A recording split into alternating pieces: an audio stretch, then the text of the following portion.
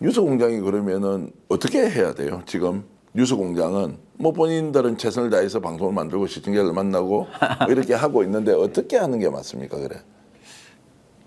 야, 그거는 좀 신랄하게 얘기할 수도 있고 그냥 정치적으로 얘기할 수도 있거든요. 그러니까 정치적으로 신랄하게 둘 다 이야기를 한번 해보시면 좋겠어요. 예, 정치적으로 얘기하면은 겸손은 힘들다가 아니라 겸손은 필요하다라고 간판을 바꿔야죠. 예. 그 사람의 애티튜드가 지금 제일 문제가 되는 거예요, 거기에 대해서. 그래서 자기의 발언이라고 하는 것이 한 시대의 공공성을 대변했던 시절에는 그 낙검수 같은 거 다 열광하고, 저도 그런 세대였기 때문에 열광하고 이랬지만 지금 거기에 대해서 저뿐만 아니라 많은 사람들이 거기 문제의식을 가지고 있기 때문에 제가 무슨 독자적인 특별한 그런 거라기보다는 시대에 많은 사람들이 가지고 있는 그런 문제의식을 좀 이렇게 논리적으로 얘기하거나 설득력 있게 얘기할 수 없던 그런 것들을 그 파도를 타고서 저는 그냥 대변해서 얘기하고 있는 어떤 지점에 호응이 있다고 생각할 뿐이거든요.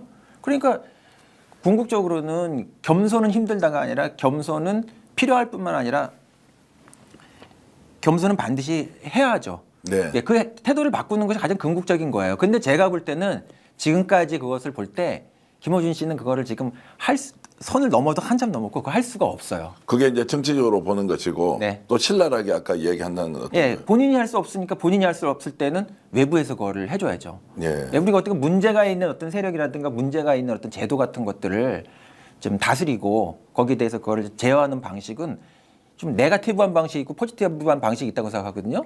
네거티브한 방식은 그걸 견제하는 어떤 방식을 작동시키는 거예요.